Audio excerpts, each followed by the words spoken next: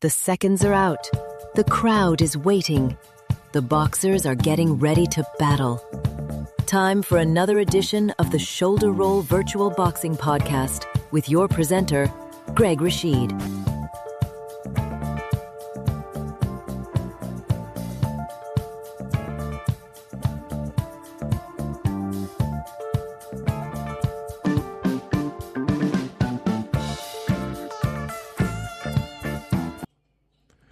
I want to say Swati Klop to everyone out there, which means hello in Thai. This is Greg Rashid with another edition of the Shoulder Roll Virtual Boxing Program. And if you're new to this podcast, what we do on here, we do fantasy fights. And if you're listening to the program, you're probably a boxing enthusiast. And what we do on here, and I know you sit around and say sometimes, well, what happened if Muhammad Ali fought Mike Tyson? So that's what we do on here. We do fantasy fights.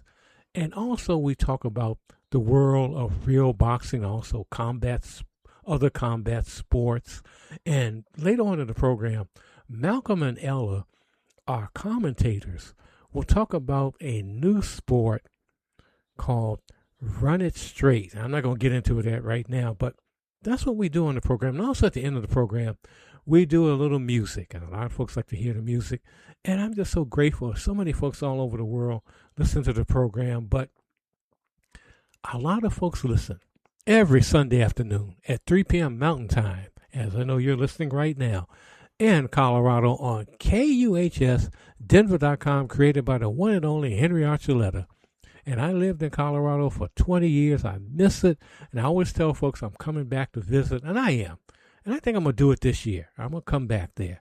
But anyway, I'm here in Bangkok, Thailand, loving it, loving the weather, loving the people, loving the food. Just doing this program. And today, we're going to have as our featured event, we're going to have Floyd Mayweather Jr. and Julian Jackson in the junior middleweight division, battling it out in a 12-rounder at the MGM Grand in Vegas. And our commentator, as always, and I say always because I know a lot of you saying, what happened to Knockout Nigel? Well, he's on assignment. So right now, our regular commentator is going to be Professor Portnoy, and a lot of people like him. So we're going to have him on here. And again, as I said earlier, this fight is being simmed by Title Bout 2 PC game, created by Jim Trunza. So sit back, relax, get whatever beverage you have, and just sit back and listen to the fight as we have Professor Portnoy talk about the fight and be the commentator for the Mayweather versus Jackson fight. That should be a barn burner. So let's check it out right now.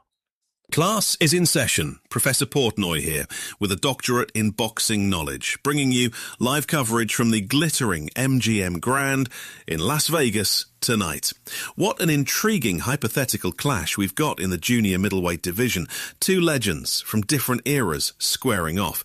The undefeated defensive genius, Floyd Mayweather Jr., against the ferocious knockout artist, Julian Jackson, the Hawk himself.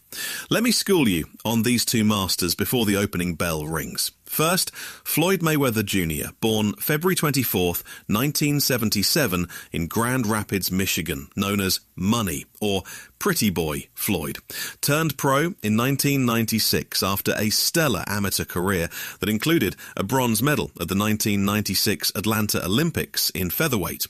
Mayweather climbed the weights methodically, capturing world titles in 5 divisions: super featherweight, lightweight, super lightweight, welterweight, and light middleweight.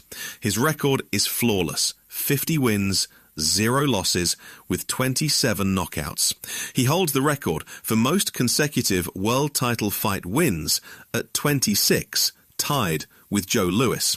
Beat the likes of Manny Pacquiao, Canelo Alvarez, Oscar De La Hoya, Miguel Cotto, Shane Mosley, and so many more elite names.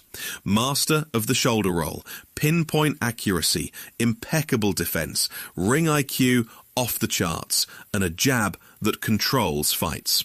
Undefeated, retired as the pound-for-pound king, and one of the greatest technicians boxing has ever seen. Now, his opponent, Julian Jackson, born September 12, 1960, in St. Thomas, U.S. Virgin Islands. the Hawk, one of the most feared punchers in history. Turned pro in 1981, Jackson compiled a record of 55 wins, 6 losses, with an astonishing 49 knockouts, an 89% KO rate that ranks him among the all-time hardest hitters pound for pound. He was a 3-time world champion in 2 divisions, captured the WBA super welterweight, junior middleweight title in 1987 by stopping Inchul Beck in 3 rounds, defended it 5 times, including brutal stoppages of Buster Drayton and Terry Norris, before moving up. Won the WBC middleweight title in 1990 with one of boxing's most iconic knockouts, destroying Harold Graham in the 4th round with a single devastating right hand while seemingly on the ropes. Regained the middleweight belt in 1995. Known for explosive power in both hands, devastating uppercuts and hooks, and the ability to turn fights with one punch. Inducted into the International Boxing Hall of Fame in 2019, a true knockout legend. This one's at the MGM Grand, referee Ruby Goldstein in charge. Instructions given, gloves touched, and we're underway in this 12-round junior middleweight showdown. The bell rings and Julian Jackson comes out, stalking, moving purposefully around the ring, trying to establish his position early. He's the aggressor, cutting off the ring brilliantly and pinning Mayweather on the near ropes. Lands a solid hook that gets Floyd's attention right away.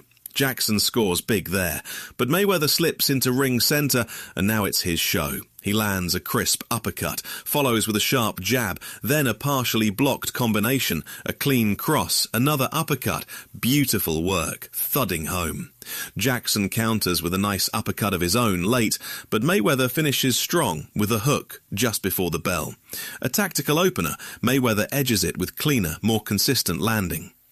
Round 2 begins with Jackson starting strong again, landing a heavy hook that scores big and stuns Mayweather momentarily, followed by a sharp combination that opens a minor cut under Floyd's right eye, blood trickling already, Jackson's power showing.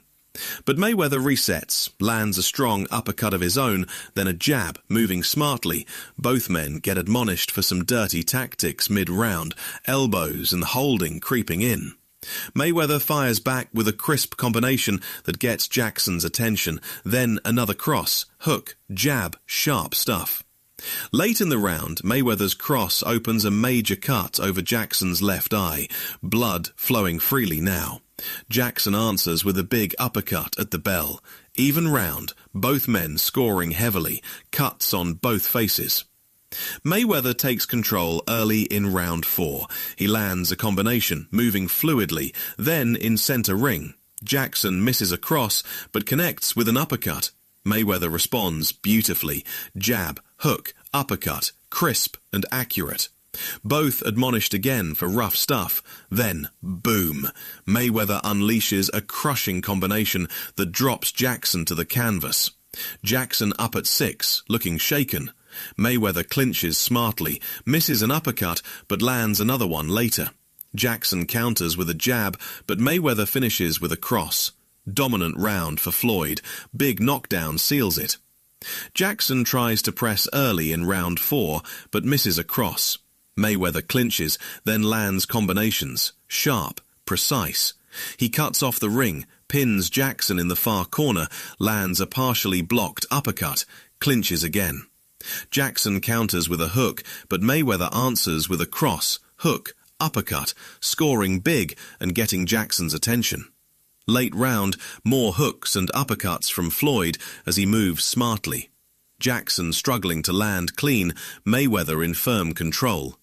Round 5 begins with Ohm clinching early, both admonished once more for dirty work.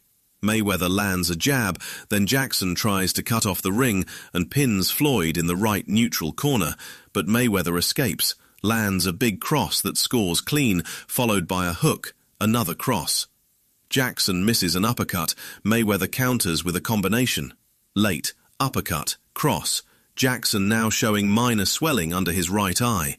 Mayweather's boxing beautifully, shutting Jackson out on my card this round. Round 6 starts with Mayweather in full command from the bell, lands an uppercut, hook, another uppercut that cuts Jackson over the right eye now. Combinations flowing, big flurry that nearly drops Jackson, knocks him into the near ropes.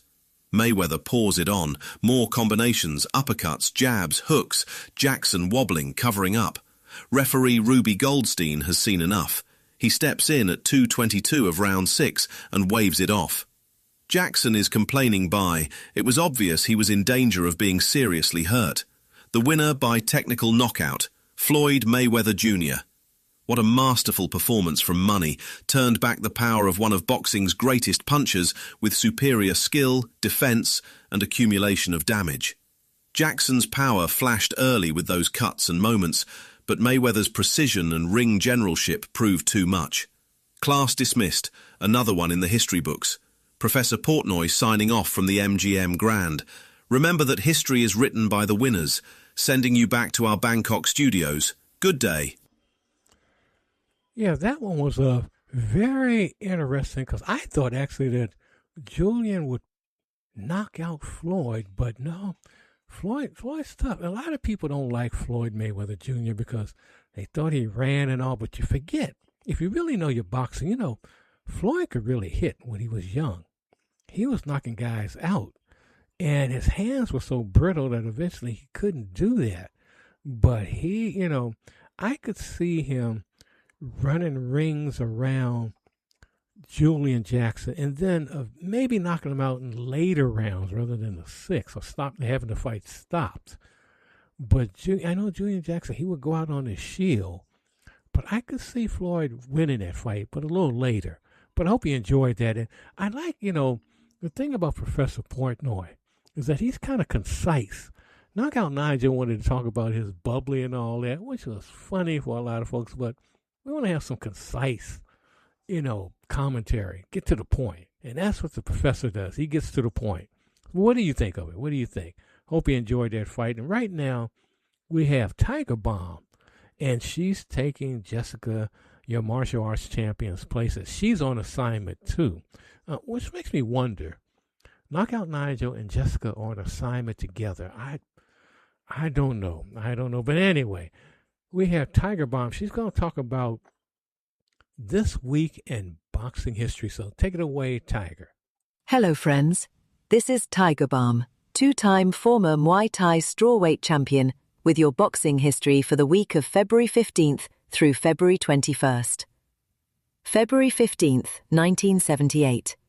Leon Spinks defeated Muhammad Ali to become undisputed world heavyweight champion. February 16th, 1970. Joe Frazier beat Jimmy Ellis to become world heavyweight champion. February 17th, 1941. Joe Louis defeated Gus D'Orazio for his 14th title defense. February 18th, 1930. Jack Kid Berg beat Mushy Callahan to become world junior welterweight champion. February 19th, 2000. Eric Morales defeated Marco Antonio Barrera to unify the WBO and WBC super bantamweight belts. February 20th, 1933. Battling Shaw beat Johnny Jadick to win the world junior welterweight title. February 21st, 1933. Young Corbett III beat Jackie Fields to become the world welterweight champion. Thank you so much for that, Tiger Bomb. Love to hear the history. A lot of people like to know the history of boxing and get in, you know, we're going to get a little more in depth in that with Tiger Bomb. You know, between her and Professor Portnoy, they can come up with some other features that we haven't tried on the show, but we're going to do that. But right now, Tiger Bomb has the latest boxing news as it's come off the presses, hot off the presses. And this is about Floyd Mayweather Jr., but Adrian Broner. Haven't heard his name in ages, so let's hear what she says about that on the Shoulder Roll Virtual Boxing Podcast. The following was written by Ollie Campbell for Boxing News. Adrian Broner publicly backed Al Heyman as Floyd Mayweather's $340 million fraud lawsuit against Showtime intensified, inserting his own financial history into a dispute now drawing attention across boxing's management class. Mayweather's filing shook the business side of boxing, yet Heyman is absent from the defendant list, a detail that raised questions inside management circles where contractual language and revenue splits often remain guarded. Broner moved quickly on social media. "Call me dumb or brainwashed, I would never take legal action against Al Heyman. I am a loyal individual." Broner, a former multi-division title holder whose career drifted after promotional changes and a fifth defeat to Blair Cobbs, attached the remark to his view of how Heyman handled him during cash shortages that surfaced earlier in his career. "I know he did things for me that nobody would do, and if I'm owed any money, oh well man, he kept me satisfied. I will never spin the block for retaliation. It is what it is. See y'all soon." For years, Broner described Heyman as both advisor and protector, language heard often from fighters whose purses rose sharply during the peak network license fee cycle. That history cracked in 2022 when Broner aired grievances in public and cut ties with premier boxing champions before short stays under BLK Prime and Don King. Activity slowed. Matchmaking options narrowed. Veteran reporter Dan Raphael circulated documents tied to the Mayweather case and referenced industry talk, pointing toward a private settlement involving Heyman, though confirmation has not surfaced. Matchmaker Rick Glazer advanced a sharper view while discussing the case. Floyd not suing Al Heyman because Al Heyman already settled out of court. He's suing Showtime and Steven Espinoza. Steven Espinoza, the former president of Showtime Sports, told Compass on the Beat, "I have not seen the paperwork. I've seen the reports, I've seen the descriptions, and as usual, the attorneys don't want me out there publicly saying it. I'm definitely disappointed and surprised. I'm not sure exactly where it's coming from. It's a mystery in a lot of ways," Espinoza said. The lawsuit centers on broadcast revenue at a time when license fees no longer flow as freely as they once did, tightening negotiation space for veterans attempting comebacks. Broner, now inactive, attaches his name to Heyman while the financial structure that once supported both men faces legal inspection. We'll see what happens with that. And that's really something. Thank you so much for that, Tiger. Whoa, wait. Oh, Malcolm and Ella, don't start that in this office here. But they are hot and heavy about the next subject.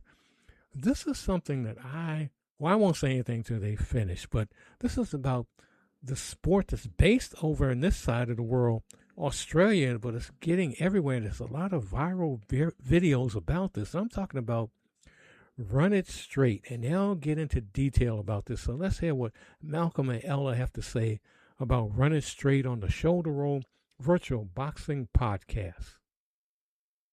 Welcome to The Debate. Usually we begin these conversations with a concept or a theory or a piece of policy. Today we have to begin with a sound. It isn't the roar of a stadium crowd or a referee's whistle. It's the specific, sickening crunch of bone and flesh colliding at full speed. No evasion, no protection, and, well, no mercy. We are talking about Run It Straight, or Run It, a viral TikTok trend that has somehow mutated into a professional collision sport, going from backyards in New Zealand and Australia to arenas in Dubai. And frankly, it is one of the most disturbing things I've seen in sports broadcasting in a long, long time. It is a sound that makes you wince, I'll give you that. Even if you spent a lifetime watching rugby or American football, there is something audibly different about this. So we're looking at a phenomenon where two men separated by 20 meters just sprint directly at one another. The sole intention is to generate maximum impact. And, the question we have to wrestle with today is whether this human car crash spectacle represents some kind of legitimate evolution of contact sports, filling a market demand for raw physicality, or if it is, as critics have called it, a grotesque commercialization of concussion that needs to be eradicated immediately. I'm just going to lay my cards on the table right away because I can't pretend to be neutral on this. I am finding it very difficult to maintain any detachment here. We're looking at an activity where the primary mechanic, the very engine of the game, is brain trauma. So I'm arguing that this is functionally distinct from sport. It's an exploitative, medically indefensible hit fest that glorifies a disposable view of human life. We're not just talking about headaches or, getting your bell rung. We are talking about fatal consequences that are already on the books. This is a blood sport masquerading as entertainment. I can hear the anger in your voice. And honestly, the medical reality is grim. I won't pretend it isn't. But my argument is that the moral panic around Run It ignores the deep cultural roots of this practice, the economic agency of the men who are choosing to participate, and the uncomfortable fact that banning the professional tier will only drive the danger back underground, back to where it is even more lethal. You call it exploitation. I'd call it a brutal form of economic pragmatism for men who've been left behind. Economic pragmatism is a very sterile way to describe paying men to give themselves dementia. Let's just look at what this looks like physically, so everyone understands why I am so upset. In a Run It match, you have a ball runner and a tackler. They're in this narrow channel, 4 meters wide? There is no stepping, no fending, no evasion.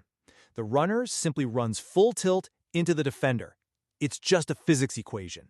Mass times acceleration equals trauma. This isn't rugby. As former Manu Samoa player Wanahunga Matauio pointed out, rugby is about technique, discipline, and ultimately trying to evade or manage contact to keep the game moving. Run It removes the game. It just leaves the crash. You're focusing heavily on the mechanics, and they are brutal, but you're stripping away the history. For many in the Pacific Islander community, Run It straight isn't just a TikTok trend that appeared out of nowhere. I mean, it's a pastime that goes back decades. It's often played after tuonai, the Sunday lunch. It was a backyard game long before it was a hashtag. It was a test of mettle, of physical fortitude, embedded in a specific cultural context. Families would gather, they'd eat, and then the young men would test each other. It was community bonding. Okay, but does a backyard tradition justify a professional slaughterhouse? Culture evolves. We used to have plenty of traditions that we abandoned because we learned they were killing us. And we have to talk about Ryan Satterthwaite. He was 19 years old, a polite, popular young man in New Zealand.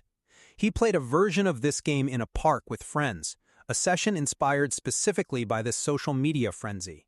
He took a hit. It was described by his uncle, Pete Satterthwaite, as an innocuous clash. He didn't even fall down initially, but the brain doesn't care if a hit looks dramatic. He died shortly after from the injury. Ryan Satterthwaite's death is a tragedy, and it hangs over this entire conversation.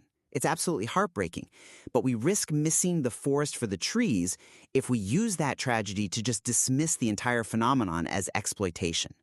I mean, society accepts the UFC. We accept boxing, where the literal goal is to induce a concussion. I mean, that's what a knockout is. We accept the NFL, which we now know destroys brains. Yet when this community formalizes a game of raw physicality, suddenly we draw this hard moral line. Why is a concussion in a boxing ring noble, but a concussion in a Run It channel is grotesque? Because in boxing or MMA, defense is half the sport. You slip a punch, you check a kick, the athlete has tools to mitigate damage. In Run It, defense, in the sense of self-preservation, is against the rules. You must collide. If you step out of the way, you lose. Dr. Andrew Affleck and the charity Headway have been screaming from the rooftops about this. One blow to the head can result in death. When we see this professionalized, with sponsors and prize money, we are looking at gladiator-style exploitation, where young men are trading their long-term brain health for a moment of viral fame. You say viral fame like it's some kind of vanity project. For the players, it's often about survival. The Run It Championship League in Dubai, they offered a prize pool of $200,000. For players like Champ Betham, who won $20,000 in Auckland, this is not about likes on TikTok. He said it explicitly. We got to pay off some debts, food for our little ones. In a crushing economy, do adults not have the right to monetize their own risk tolerance? The organizers like Christian Lassar, they argue they're trying to professionalize a chaotic backyard game with rules and medical staff, not, kill people. Professionalization is a smokescreen here. It's a way to make us feel better about watching it. And you're comparing this to combat sports, but let's dig into that. Wanahunga Matauio put it perfectly. In rugby, You are taught to tackle properly to protect the head. In Run It, the goal is to remove the head, metaphorically and almost literally. It's brute force turned into entertainment. I look at the footage and I see a seizure caught on video in Auckland. A man convulsing on the turf after a collision. That is not a failure of technique. That is the intended result of the physics involved. That seizure is the highlight reel. Intended result implies malice, which I don't think is fair to the athletes or the organizers. They claim there is technique involved, footwork, specific mechanics of absorbing shock, embracing for it. It isn't just closing your eyes and praying. I mean, in the early 90s, Senator John McCain called the UFC human cockfighting. It was banned in multiple states. People said it wasn't a sport, just violence. Now it's a multi-billion-dollar disciplined athletic endeavor. Run It is in its infancy. It's raw, yes. It is distilled collision, but to say it requires no skill is perhaps dismissing the physical conditioning it takes just to survive those hits. Conditioning to survive isn't a sport, it's a survival instinct. And that comparison to early UFC, it just falls apart when we look at the medical reality. The UFC introduced rules to protect fighters. Run It's very premise violates the basic tenets of brain safety. We need to explain what is actually happening inside the skull, because people think a concussion is just a bump. We're talking about diffuse axonal injury. Explain that. Yeah, break it down for the listener who isn't a neurologist. It's shearing. Your brain is a soft, gelatinous mass. Think of the consistency of firm tofu, maybe. And it's sitting in a hard shell with ridges inside. So when you go from sprinting speed to zero in a fraction of a second, the skull stops, but the brain keeps going. It slams into the skull, and it twists. That twisting, it tears the microscopic fibers, the axons that connect the different parts of the brain. You cannot condition your brain to resist that. You can build neck muscles, sure, but you cannot change the viscosity of your own brain matter. Dr. Alan Pierce, a neuroscientist, made this point crystal clear. You are tearing the wiring of the brain. Well, look, the Run It Championship League hasn't ignored this entirely. They know the optics are bad, and they know the risks are real. They have introduced protocols. They have blood tests, brain scans, medical staff on site. They claim to screen participants for suitability. They've even instituted rules about tackling between the shoulders and hips only. They are attempting to put guardrails on the car crash. It's safety theater. It is absolute nonsense designed to secure insurance. You can put a doctor on the sidelines of a car crash. That doesn't make the crash safe. Dr. Pierce dismantled this defense so effectively, he pointed out that blood tests can't predict a brain injury from a future impact. You cannot scan for resilience. And worst of all, and this is the part that just terrifies me, the format of Run It encourages second impact syndrome. Second impact syndrome. That sounds specific. It is specific and it is deadly. It's a condition that is almost always fatal or catastrophically disabling. If a player takes a knock, maybe a minor concussion in the first round, their brain chemistry changes. It loses the ability to regulate blood flow. If they line up for a second run before the brain has healed, a second blow can cause rapid, massive brain swelling. The brain swells inside the skull, has nowhere to go, and it herniates down the spinal column. Run It involves multiple runs in a single event. The format itself, round 1, round 2, finals, is a recipe for this syndrome. Can a doctor diagnose a microconcussion in the 30 seconds between runs? Absolutely not. It is medically impossible. That is a legitimate structural flaw. The turnaround time between impacts is a massive risk factor. I can't argue with that. But I come back to the alternative, and this is where I struggle. If you ban the league, does the activity stop? We know it doesn't. Ryan Satterthwaite wasn't playing in a league. He was in a park. My position is that by bringing this into the light, you can at least enforce some standards. You can mandate mouth guards. You can disqualify players for high shots. You can ensure there's an ambulance waiting. If you ban it, kids will still do it, but they'll do it on concrete with no supervision and no medical help when the seizure starts. That is the harm reduction argument. And usually I'm a fan of it. For drug policy, for sex work, harm reduction makes sense. But in this case, it fails. Because the existence of the professional league feeds the backyard danger. This brings us to the copycat effect. The professional version legitimizes the activity.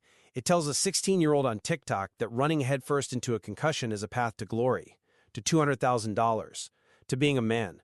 You can't separate the pro league from the kid in the park. The Pro League is the marketing for the kid in the park. I just don't buy that causal link as a reason to ban something. We don't blame the WWE when a kid jumps off a roof and hurts himself. We don't blame Formula One when someone speeds on a highway. You cannot hold a professional organization entirely responsible for the misuse of their product by amateurs. Humans have always mimicked their heroes, but we don't cancel the sport because of it. We teach better safety. But the WWE tells you it's scripted. They run ads saying, don't try this at home. Formula One tells you these are elite machines on a closed track. Ruin It sells itself on the reality of the violence. It is marketed as the world's fiercest collision sport. The viral nature is the business model. It relies on the spectacle of injury to sell tickets. And let's talk about who is buying those tickets and who is selling the product. We are seeing a reinforcement of a deeply harmful form of masculinity. Be careful there. You call it harmful masculinity. They might call it providing for their families. We need to be careful about imposing a specific, maybe academic worldview on these men who are often from marginalized communities. I'm not imposing my worldview. I'm quoting Shanae Panea, a mental health worker who works within these communities, and she phrased it devastatingly well.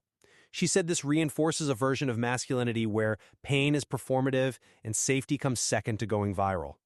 She talks about disposable bodies. And when I see former NRL players like Kevin Proctor, men who have already put their bodies through the grinder, lining up to destroy their frontal lobes for cash, I don't see agency. I see desperation being harvested. Desperation is a harsh word, but maybe accurate. And you look at the sponsors. Stake.com, a gambling platform. That tells you a lot about the ecosystem. Early onset dementia, aggressive behavioral changes, CTE. It's the betting industry and the viral content mills. They are harvesting the physical health of the working class and selling it as entertainment. It's cynical. It's predatory. The gambling connection is dark. It complicates the community empowerment narrative significantly.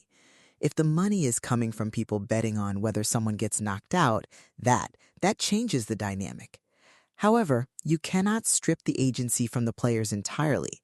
These are grown men. Some are former professionals who know exactly what a collision feels like. They aren't naive. They view this as a blessing. That's a direct quote from a participant. To be able to use their physical gifts to earn significant money. You might find it grotesque that they have to sell their health for money, but that's an indictment of the economic system, not necessarily the sport itself. But the sport is the mechanism of that exploitation. It's one thing to work a dangerous job, like deep-sea fishing, where the danger is a byproduct of catching the fish. It's another to participate in an activity where the damage is the point. The winner is determined by who dominates the collision. That means the winner is the one who inflicts the most force. But isn't that true of American football? Isn't that true of rugby league? We celebrate the big hit. We put it on highlight reels. We have segments on ESPN called Jacked Up. Run It just strips away the passing and the kicking and gives the audience exactly what they've always secretly cheered for. It exposes our own hypocrisy as spectators.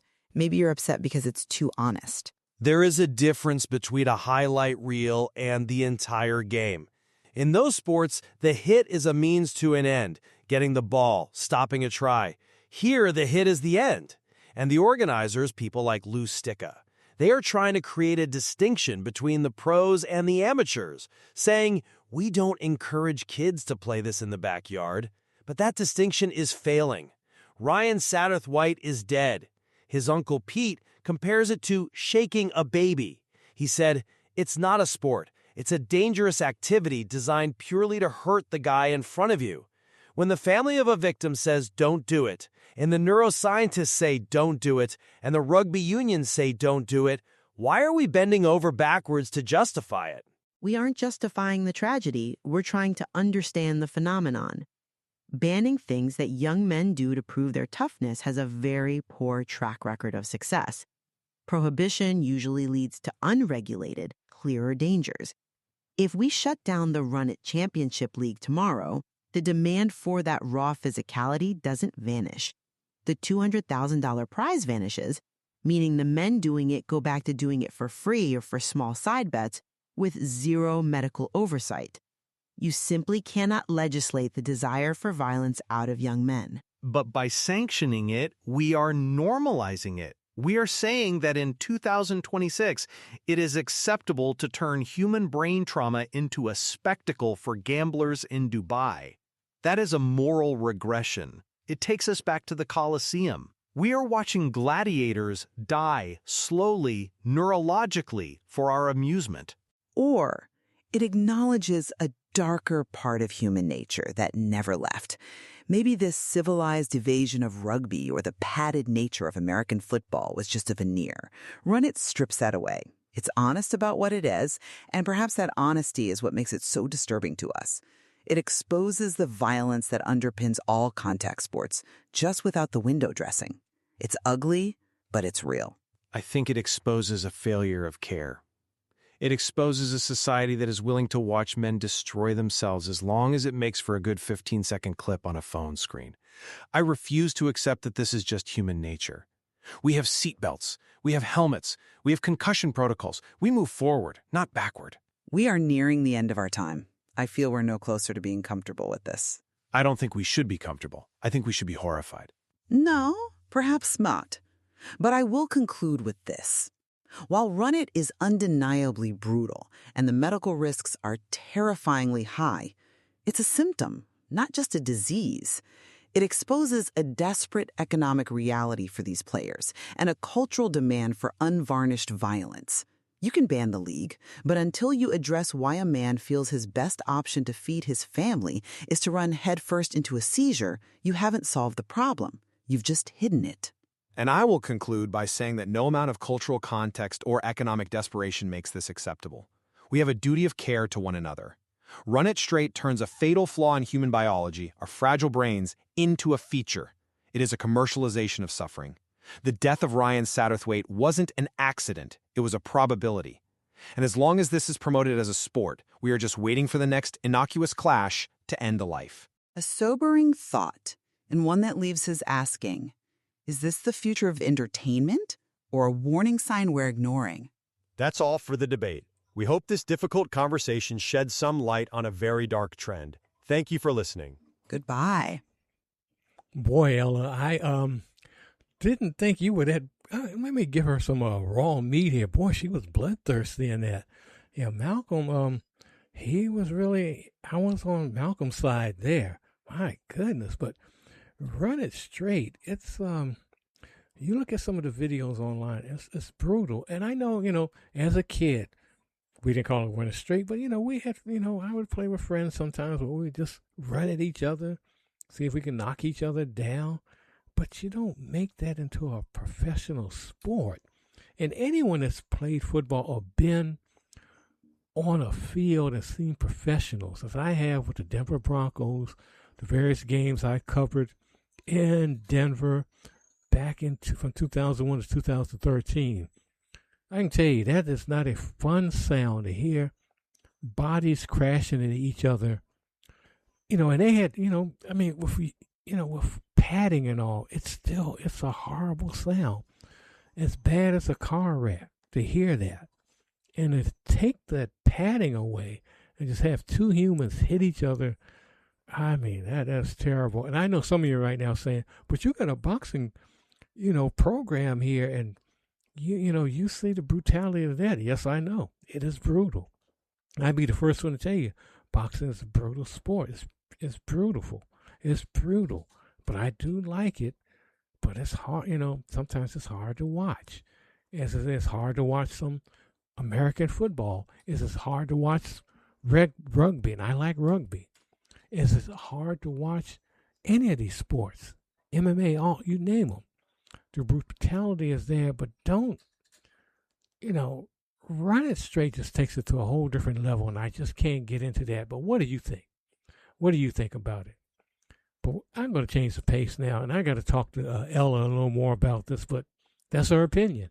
We're going to get to some music now to soothe some nerves, and I'm going to start off with, I think I'll do, this is a group out here called Jade Mystic, and this is a little jazz bebop, and the name of this is Coconut Soup. Let's hear that now on the Shoulder Roll Virtual Boxing Podcast, so I go back and talk to Ella a little bit.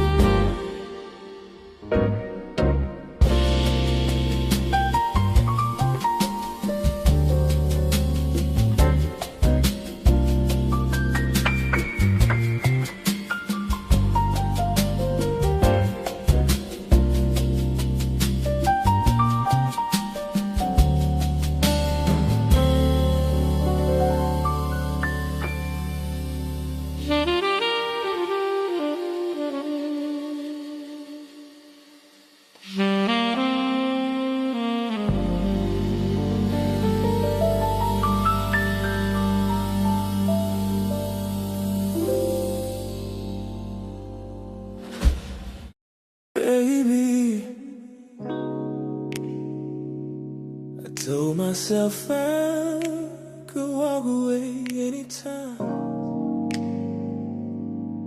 but I can't. In the passion play, I'm crumbling away. Your touch controls my vein. I'm needle deep in pain. Ooh, you twist the knife so slow, then kiss where it hurts most. I'm on my knees again, begging for another dose. Come crawling faster, obey your master. Your moans are laughter, they shatter, they shatter. Master of my body, you pull every string on me. Master, promises only lies, addicted to the way you lie.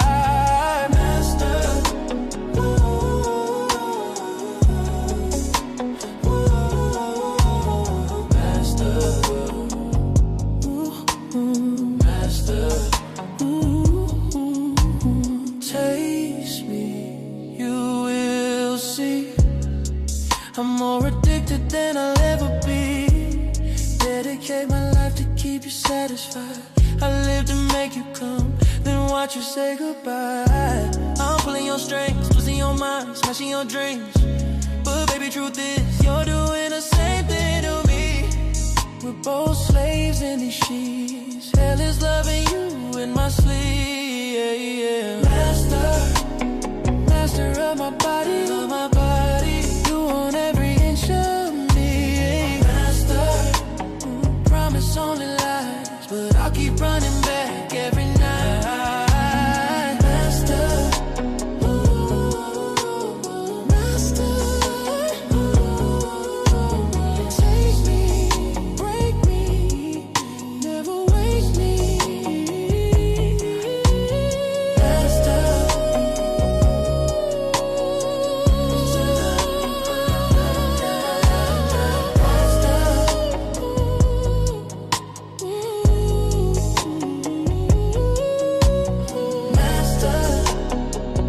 of my body. Just one more time, then I swear I'm done.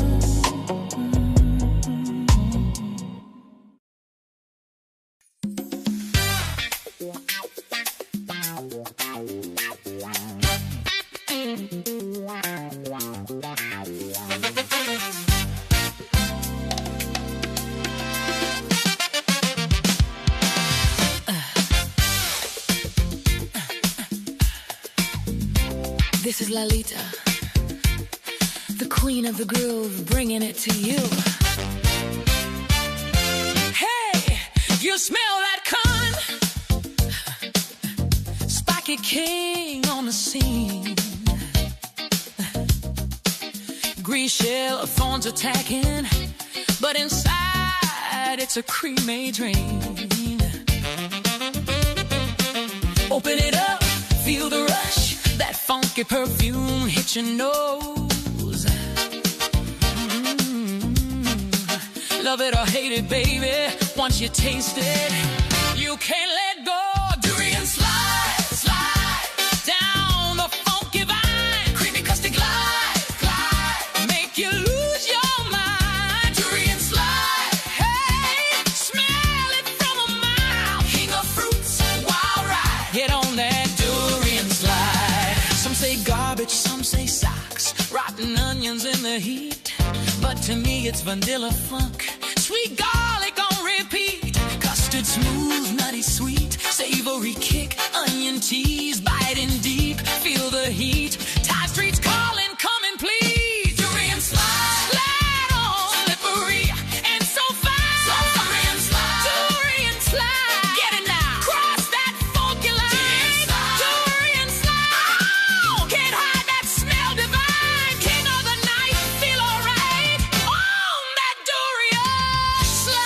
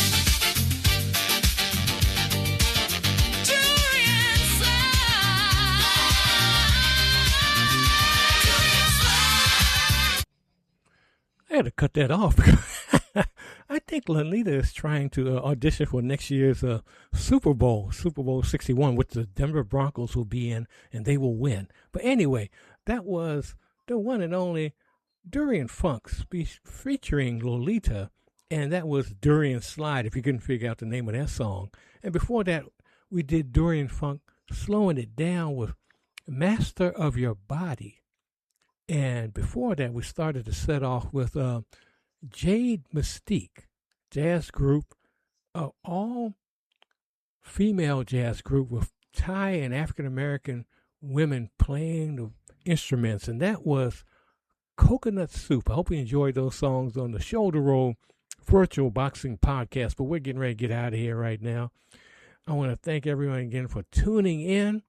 As I always say, go in love and go in peace. Help someone along the way. We're on this big blue ball together.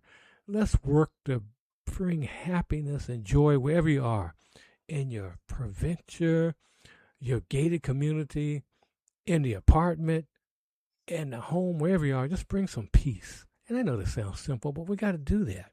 There are too many wars and rumors of wars out there, and just negativity that we get in. We're just bringing some monicum of just peace to wherever you are. Help a young person in need, help a senior in need, but do what you can.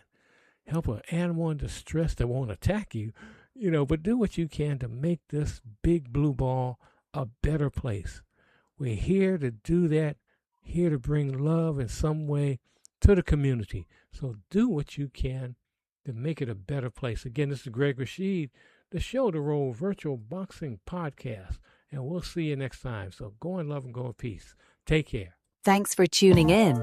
Please remember to like, comment, share, and subscribe to this podcast. Please become a member at patreon.com under the title Ringside Fantasy Fights and News. See you next time.